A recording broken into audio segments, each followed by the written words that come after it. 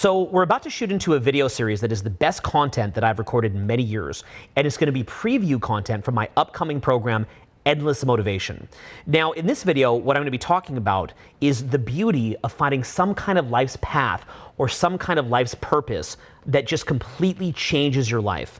And what I'm going to encourage you to do is to deeply, deeply audit what is actually possible for you to choose as that life's path. Now, when I talk about something like a life's path, here's what I mean. When you can find something that you are truly born to do and something that is truly your destiny, and then you actually wind up walking that path, and you wind up making the world a better place through that path, you getting very, very wealthy ideally, or at least the level of success that you're looking for to meet your lifestyle needs through that path, and you also begin to evolve and expand through that path. What winds up happening is that you live the kind of life that most people would be very, very, very envious of. The problem is, in my personal view, is that in a lot of personal growth, they'll say, you can do whatever you put your mind to. And what I'm going to be saying in this video is that no, you cannot do whatever you put your mind to, but there's very, very specific things that you can figure out that you do have an opportunity to do and that is your destiny to potentially do. And I'm going to encourage you to figure that out. This video is going to offer a lot of secrets in that. Now, if you like this video, you're going to be seeing a series of them coming out. And if you want to go much, much deeper and go to the next level, click the link below and you'll see the program Endless Motivation, where we're going to be going very, very deep on this. And the program Endless Motivation is meant to show you how to perform at a level that nobody can compete with because you have such high natural motivation that you take your entire life to the next level. I personally use this to build an 8-figure business, use this to build incredible world-class skill sets, and use this to have the level of energy that I pretty much just gain energy from work and can pretty much just do whatever it is that I want. And I want to show you how to do this too. But in the meantime, let's lock in and get ready for this first preview in the series for Endless Motivation, showing you how you can choose your life's path. Okay, so we're going to shoot into a seminar which is called Endless Motivation. And the basic goal of it is to get it to a point that whatever it is that you want to execute, you can go and do. Now, I'm going to tell you flat out that I come from a basic mental framework that anybody can do what they want to do. In other words, in a society that's this abundant, and even though we're going into recession and whatnot, in a society that's abundant, we should easily be able to make whatever amount of money we want to make. There's enough people out here in knowledge of social skills that you should be able to meet the kind of people who you want to meet, attract the kind of people who you want to attract, have the kind of inner terrain that you want to have. That could be a spiritual connection. That could be your own inner map of your own inner beliefs and happiness and so on and so forth. You should generally be able to build a life like you want to build. I have also a fundamental belief that people have died in wars. People have suffered in civil rights conflicts. People have struggled to build inventions. People have given their lives to build inventions. Just think of all the people who tried to build the first airplane. Dying in the air, I would imagine.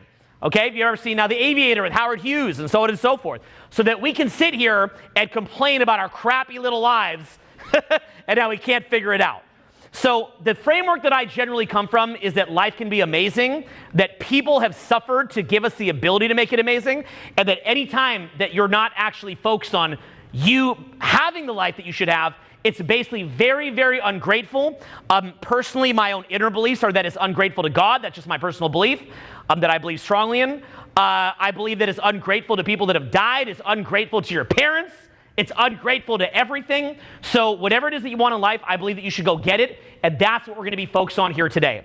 Now, the major payoff to getting what it is that you want is never going to be what you think it is. It's not going to be, I get to go with the money gun to the strip club, or, I get to sit there, feeling better than everybody else, or somehow I'm unhappy here today, and then later I get what I want, and then I become happy. That's not really what it's about. What you're going to find is the major payoffs to this is, first of all, it's about becoming somebody who has a vision in your mind and then actually executing on that vision in your mind. So in other words, it means that you're going from being somebody who is kind of in a sense of low self-esteem and low self-worth because you know what it is that you could do, and then you feel crappy about it because you're stuck, it could be in a job that you hate, a business that's stressing you out, which is normal, but nonetheless, there's like a acceptable level and a not acceptable level. You could be stuck with people that you're dating or seeing that, are not your ideal, friend groups that are not your ideal, an inner world and psychologically and in your spirit and your soul that it's not ideal, and so on and so forth, and not really having the external life that you want.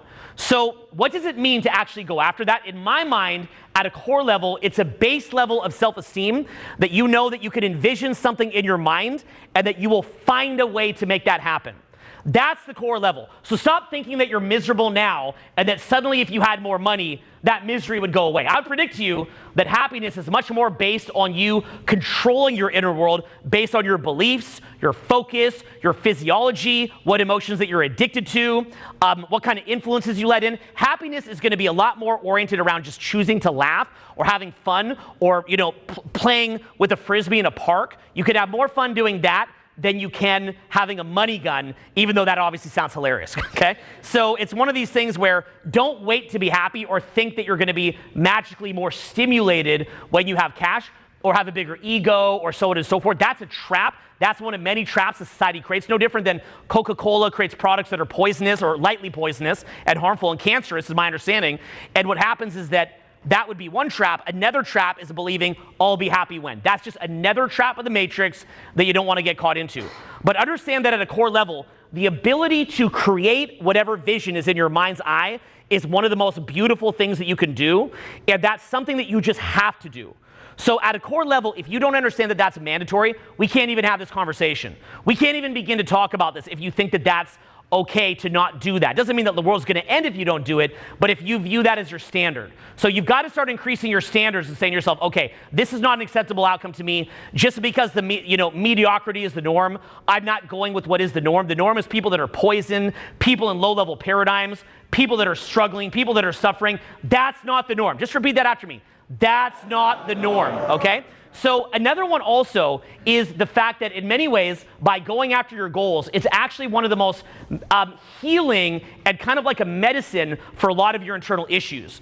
So what I see a lot of the time is people who are not going after their goals and they get upset very, very easily. And what winds up happening is that all the noise and demons can come in the mind, and they come in the mind for the simple fact that you don't have a larger goal that would allow you to mute the noise. So whenever I see somebody upset about things that are simple, what that tells me is they don't have a bigger raison d'etre, and as a result, they can't mute the noise. So the noise is too much up in their face. In fact, I'm often jealous of people that get upset easily because I'm thinking, wow, you must just have a lot of free time on your hands. Like, your life must be very relaxed and easygoing that this would bother you. So understand that for people that are hard charging, you will see that they have some of the best inner game of anybody who you'll ever see. And it's a very, very sad thing, for example, that children that are born wealthy, as an example, really, really struggle with their emotions and often turn to drugs and alcohol. And they do that just for the simple fact that they don't know how to drown out the noise because they don't have some kind of a priority. So understand that anybody who tells you, oh, you're just working hard, but you should actually be happy, well, don't fall into the fallacy of I'll be happy when. Rather, just realize that there's also a lot of inner shifts that happen and inner evolutions that happen when you actually go after some sort of a goal. Like, for example, me deciding to learn about social skills and build a business out of it forced me to examine my inner confidence, my self-esteem, how present to the moment I can be, communication skills, personal boundaries, people that are, kind of messing with my head and how to deal with that. Understanding how to deal with, having a horrible breakup or, falling in love and then, all those different things. It takes you on the journey where you can actually begin to develop. So understand that anybody who thinks that you develop by just being passive in this process, they're very, very mistaken. That is not the way that you develop. You develop by being active in your process and having some kind of a journey that you take. Now, to get into this journey for you, and this will be one of the first questions that I ask of you, is I'd like you to think about what that journey could look like. What is it that journey can look like? And what I'm going to say to you is that in my personal view, and this doesn't mean that I'm right, I'm only going to give opinion here, but in my personal opinion, there is not an unlimited number of things that you can do as a part of your greater life quest or as a part of your journey. I just don't believe that. Some people will say that you can do anything you put your mind to. The obvious counterexample is, are you a 6'5" NBA player? No, you're not. That's a very easily agreed upon example, but I actually believe that it's even more subtle than that. I believe, for example, that I myself have a history. I have a very specific history of what it is that at age 42, as of recording this, that I put my life into. So there's certain areas that I simply have decades of expertise.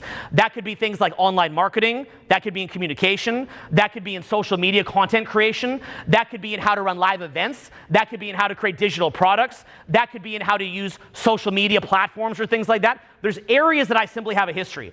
If at age 42 I pick up and say, I want to be a polo player, I'm probably not going to have a lot of luck.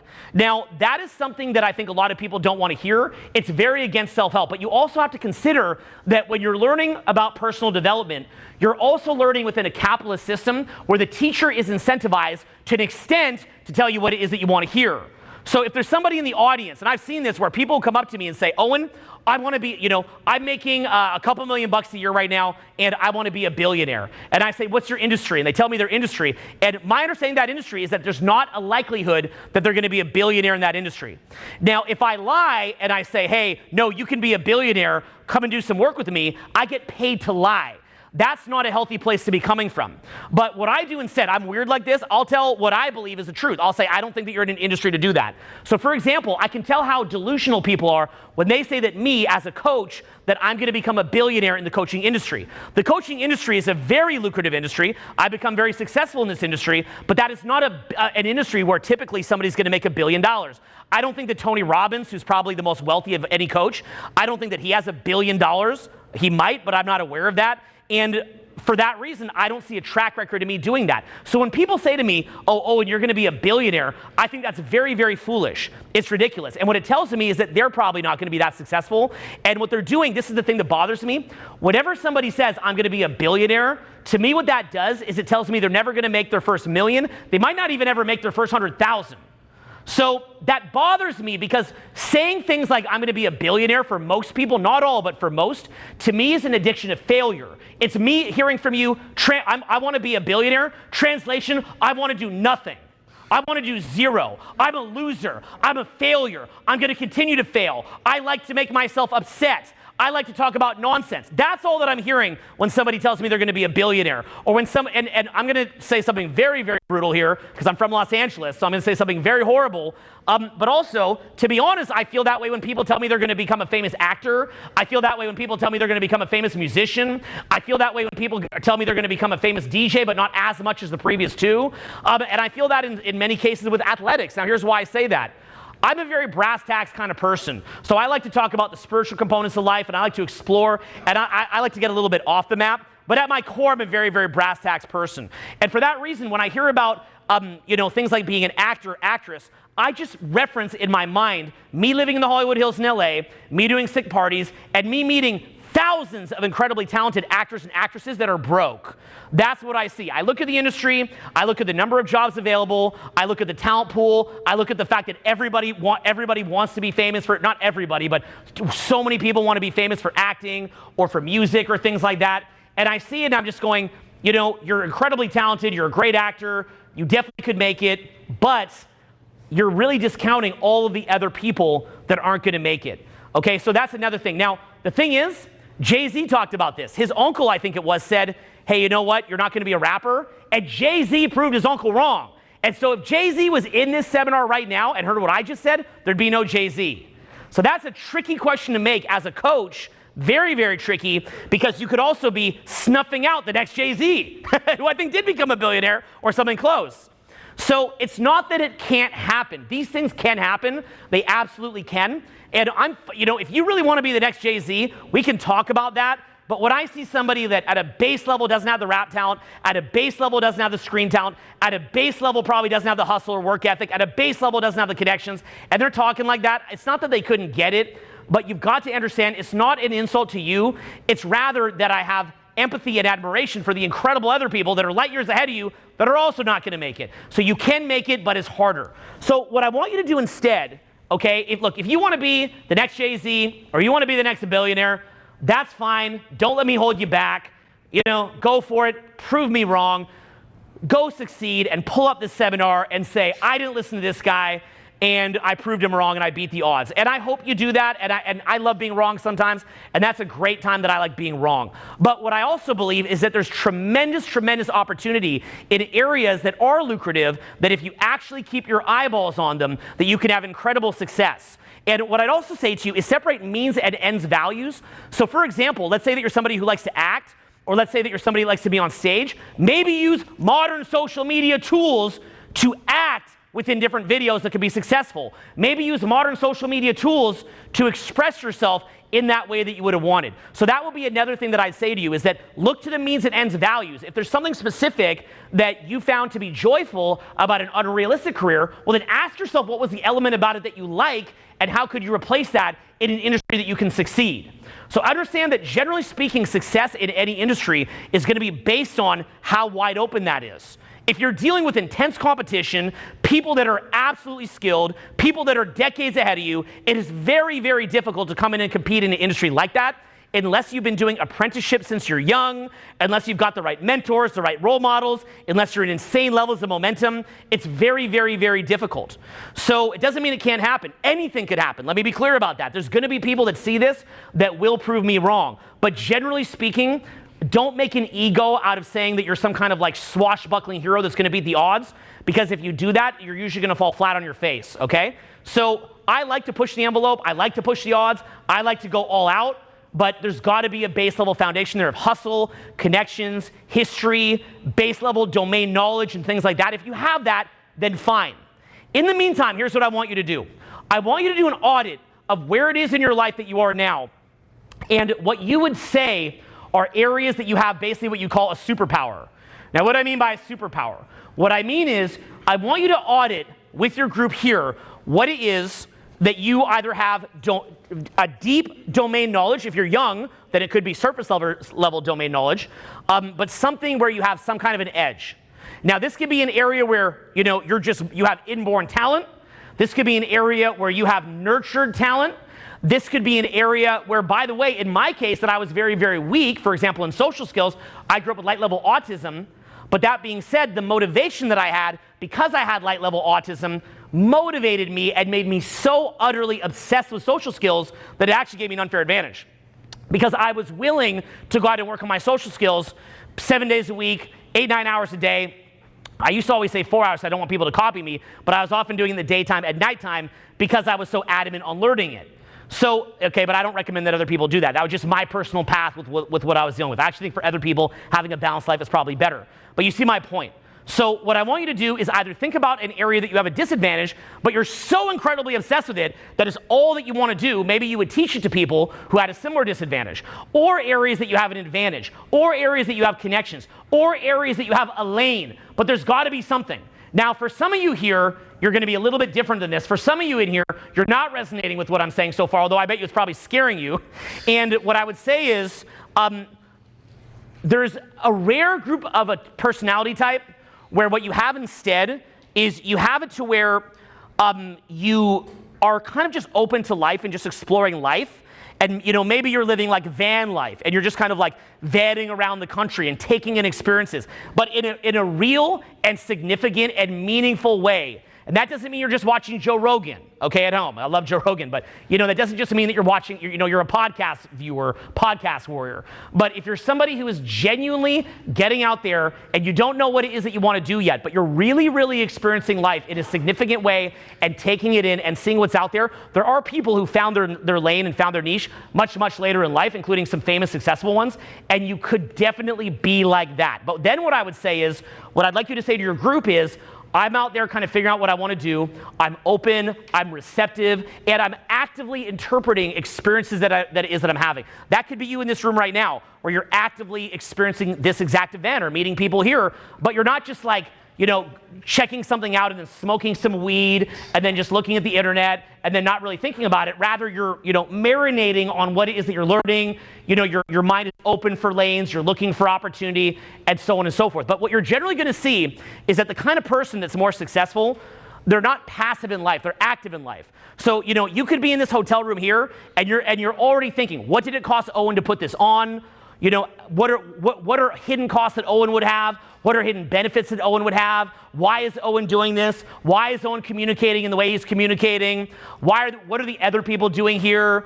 How does the hotel work? How does the hotel make money? How does Uber make money? How does the city work? Why are the roads the way they are? Why is the lake the way that it is? That's a little extreme what I'm saying, but I'm just making the point like your mind should be having just questions, right? It's not like this kind of passive person, this sort of leaf in the wind that's just sitting there and you're like, oh, life and stuff and whatever, and I don't know, and smoke the next joint and whatever it is. I grew up around a lot of weed in Canada, okay? I grew up around a lot of weed. And it just shuts people's minds off, and then makes them think they're doing their best. They're like, I do my best thinking on weed. And I'm like, okay. And, that's just kind of where they're at. But what I'm saying is, you want to be at a point where you're fueling things and feeding things that are getting your mind to engage, and always looking for lanes and hustles and things like that, and always considering number one, where do you have strengths? Okay, prepare this for your group. Where do you have natural inborn strengths?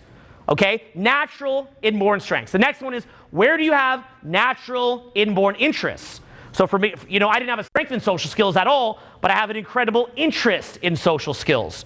So that would be another one. Where do you have a natural inborn interest? Something that you're deeply passionate about. Now, by the way, there's people that become billionaires pouring concrete. They're probably not that passionate about concrete. So this whole thing that you have to be passionate is not necessarily true. Here's the two quick arguments. I'll just summarize them quickly. The argument for passion is that when things get hard, which they inevitably will, you will push through. And when you're passionate, nobody can compete with you because you're that passionate about it. That's how I feel I succeeded in my industry. Likewise, the counter argument for passion is that if you have a natural skill or success in something, your mind will later rewire to give you euphoria when you do it. Let me repeat that. If you have natural success with something, your mind will often rewire for euphoric states when you do it. You'll go into flow states and euphoric states when you do it. So sometimes, and it's sort of like a calculus here, and the calculus is basically, do you maybe want to do something that you dislike, or at least are not passionate about, but do it and make cash? Maybe you do it for 8 hours a day. You've got 8 hours off to do whatever you want, and you have more money to go do the things that you're passionate about. Versus kind of trying to blend the two, right? When you blend the two, it's almost like, combining your lover and your best friend into one package, or, your business partner and your lover into one package. It can actually create complexities when you're passionate versus just very, very brass tacks about what's going to make the most cash. So understand that there are complexities to this, but I'll say this, at a certain point, you just got to choose something.